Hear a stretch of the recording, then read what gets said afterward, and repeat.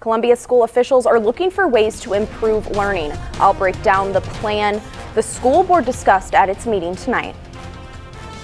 And rain returns to central Missouri. It's currently in Texas, but it's going to be here by the time you wake up tomorrow. I'm tracking it hour by hour coming up.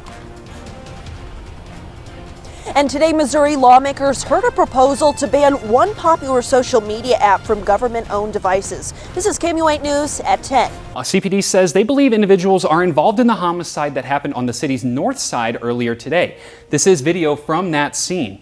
The area officers think the men were in include the area of I-70 Drive southwest between North Stadium Boulevard and Highway UU. How organizations are trying to keep Columbia teenagers safe. Plus, the suspect in the murder of an MU student now faces mental evaluation. But first, breaking news out of North Columbia, where officers are responding to a shooting. This is KMU8 News at 6.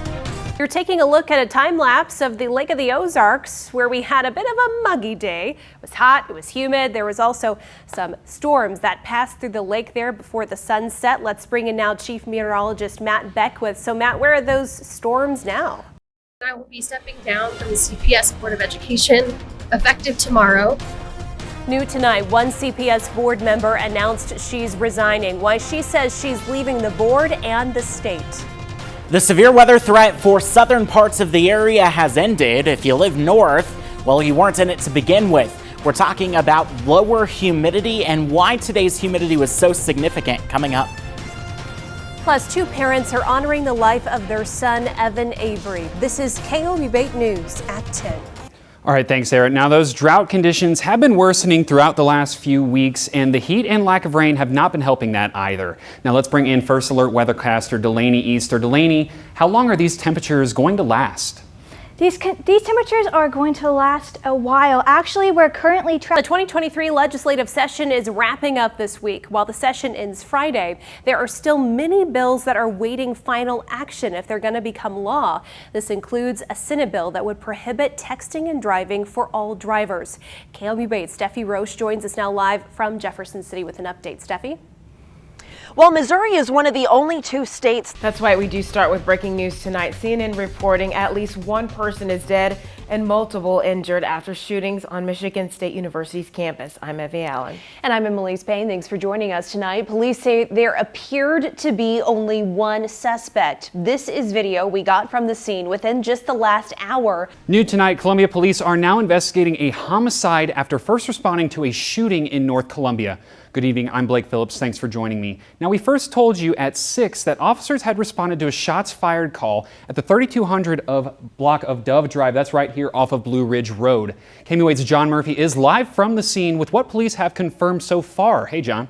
Closures will happen daily from 7 p.m. to 6 a.m. until Thursday, so happening right now. First Alert weathercaster Daniel McDonald joins us to detail exactly where those closures are happening. Daniel. Well, guys, we're looking at the live traffic map right now. This video of Columbia police officers arresting a man downtown early Sunday morning has gone viral online. We've since found multiple angles of that arrest that the crowd recorded and shared on social media. The videos show one officer punching a man in the face multiple times outside of a bar, while another officer tries to hold him down. The video led Columbia Police Chief Jeff Jones to request the Boone County Sheriff's Office to investigate. He says a criminal and internal investigation are underway. And new today, city leaders are responding. Mayor Barbara Buffalo posted on her Facebook page saying, quote, "The council condemns unnecessary use of force by police officers and expects a full and thorough investigation into the conduct of the officers involved in this incident." She asked the public for patience. Councilmember Roy Lovelady also posted saying it was a, quote, "bad display of protecting and serving." Chief Jones says he could not specify whether the officers are on leave, but did say they were not scheduled to work this week. This is a developing story. Stick with KOMU for updates. Attorney General Andrew Bailey filed a suit back in February seeking to remove Gardner from office and accusing her of neglect. Yesterday, Gardner filed her official response to that suit. KMU8's Eleanor Sheehan poured over the 93 pages of her response, and she joins us here in the studio to outline those documents. Hey, Eleanor, good morning. Good morning, Jordan. These are just a few of those pages from Gardner's response to Bailey's allegations. In these documents, it says over and over again that, quote, Miss Gardner denies all of these allegations.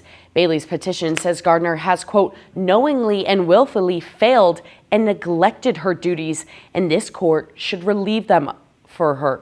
It lists a number of reasons to remove Gardner. Bailey's petition also says she failed to prosecute criminal cases, failed to review cases submitted by law enforcement, and a number of other failures. But Gardner says Bailey's petition to remove her is not for legitimate purposes and violates her constitutional rights.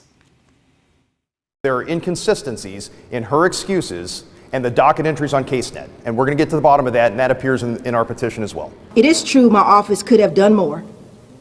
To say we did nothing is only disingenuous, but it's willfully ignorant of the reality of our court system.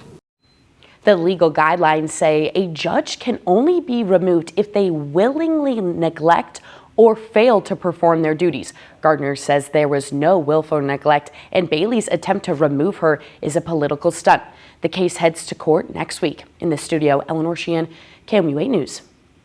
All right, Eleanor, thank you. Taking a look at the timeline of events that led us to now, on February 21st, a suspect out of jail on bond caused a crash in downtown St. Louis. Now, the crash injured a high school athlete from Tennessee, and that victim later lost both her legs as a result of the crash. An investigation revealed that the driver was out of jail despite numerous bond violations. Bailey and others put the majority of the blame for the incident on Gardner, who allegedly failed to attempt to rescind the bond of the driver. Now, as Eleanor said, Gardner is due in court next week. We'll have updates in the future as the case proceeds. Another train derailment in Missouri today, this one north of Kansas City and Bramer. State police say the train derailed around 1:20 p.m. Officials then evacuated parts of the town as a precaution. As city employees says, one of the cars was carrying asphalt, which caused the evacuation. Police say there were no hazardous materials on the train and no one was hurt. This is just one of multiple derailments in Missouri in the past year. Nearly a year ago, an Amtrak derailed in Minden. 4 people died and more than 150 were injured. In November, one derailed in Paris after colliding with a semi-truck. No one got hurt in that. You're taking a look now at some aerial shots from Linneus and Lynn County, which left that town dealing with all of that debris. I'm joined now by Chief Meteorologist Matt Beckwith. So talk us through, what have we learned about these storms? Now that the sun is up, we can see what's left behind. Yeah, Emily, these happening Saturday night. We were covering these storms on air because they eventually moved into Macon. Now, they didn't produce a tornado in Macon, but they did produce warnings. The damage in Linneus, an EF2 tornado. It later went on in eastern parts of Lynn County to produce a second EF1 tornado. And before it got there, it was in Trenton, Missouri, where it was an EF0 tornado. So lots of damage all associated with these storms. We had storms again today. We also had a lot of muggy air in place today. Coming up, MU construction is getting down to business this summer. See what projects are on the way. A life-threatening diagnosis coming up, how a family and their baby made it through the unthinkable. Plus, the unique story behind slow traffic near Springfield, Missouri today. Coming up, why one Missouri town was evacuated this afternoon. Plus, a look at Lynn County after storms littered the ground there with debris. And we saw temperatures get to 84 today, well above average. We finally picked up some rain, up to about ½ an inch for the month of May. Still to come, marijuana may be legal, but THC could have adverse effects on your pets. And President Trump made his first court appearance yesterday. We'll have the latest from New York. That's next.